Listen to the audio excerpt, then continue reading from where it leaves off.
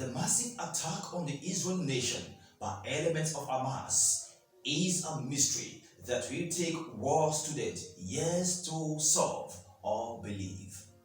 How HAMAS was able to plan an attack as vicious as it was and infiltrated the Israeli border on both land, air, and sea under their very nose. Israel, the most powerful nation in the world. Israel, the most efficient spy nation in the world. Israel, the most reliable tech nation in the world. This attack is befuddling, except, well, they allowed it. This is Militano.com and I am your humble host, Tony. At Militano.com, we discuss wars, international relations and opinions and the toys used in it. Today, we shall be dealing with the attack by HAMAS on Israel and how it was carried out. Just last week, there was a massive attack, a three-headed military aggression by members of the HAMAS terrorist group into the Israeli territory. This attack was by air, land, and sea, an attack that has shattered all military beliefs and doctrines. But how did this happen? Now, let us try and solve this mystery. First of all, this can never happen except the Israelis allowed it. But then, how can the Israelis allow an attack on their territory that will kill thousands of their citizens? In fact, a lot of their aged citizens captured into their mass territory, and about 150-something IDF personnel already dead or captured. How can the Israelis allow this?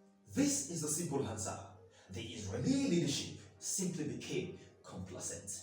Now, for years, the Israeli military doctrine, being personified by the IDF as being one for self-projection. There is nowhere in the world where it was safe to be an Israeli enemy. They would find you, they would get you, and then they would take you out. That has been the doctrine, whether you call them the IDF, the Sayeret, the Shabak, the Aman, the Lekem, the Shin Bet, and of course, the enviable Mossad. They have protected the Israeli people for years. In fact, since the independence in 1948, the Israelis have felt very safe. And then this doctrine helped them so well that within a very short period of time, Israelis could count their enemies because they've taken all of them out. And then they relaxed. Complacency crept into the Israeli hierarchy and then they relaxed and began to build walls. I remember the architects that designed the wall between Israel and Gaza, quoting from the very popular Robert Frost point that good walls will create good neighbors. But today, I think we know better. It was PM Yitzhak Rabin that first suggested the wall. But today, the state of Israel is entirely walled round. Except for the border between Israel and Jordan, the nation is entirely walled round. To the east, a fence separates Israel and Palestine. There is a 150 meters barrier that runs across its border with the Sinai. And then another fence between Israel and Lebanon. So, from the Red Sea down across to the Dead Sea, the nation of Israel is simply walled round. So, is the wall idea bad? No. The USA is partly also walled. Saudi Arabia has a wall. The wall system is what part of the world practices. But here is the catch. The wall created an illusion of safety in the Israeli mind, and then they relaxed. There was no more self-projection. The party, the holiday, and then there was a whole lot of political wranglings. 3 elections within the space of 1 year. You know what I'm talking about. As they partied and holiday, the enemy beyond the wall grew. And as for them, they cared less about what was happening outside the wall. And unbeknownst to them, gradually, their political doctrine changed from self-projection into self-defense. Today, the Israelis have different class of defense systems, batteries everywhere around the world, high-tech ammunition to protect them so that they can feel safe.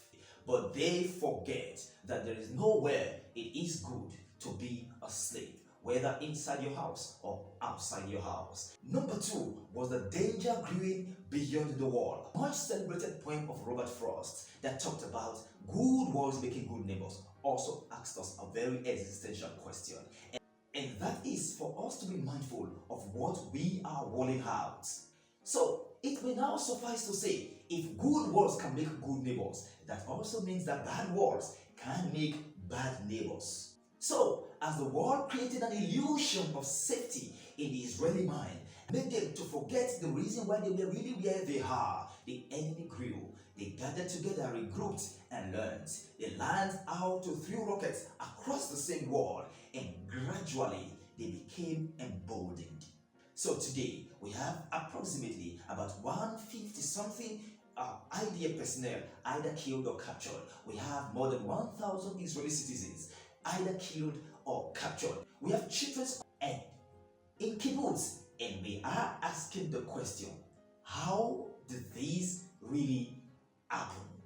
Alright folks, how did this happen is where we end today's video. I want to hear from you. I want to hear your opinion. What do you think really happened? I'll be waiting for you in the comment section, and if you have not subscribed to this channel, please do, and follow us on all social media platforms, Facebook, X, and Instagram. The name is militano.com, and until I come your way again next week with another scintillating video, please, you know what we always say here, that wars are senseless and peace is always priceless. From me to you, it is. Bye.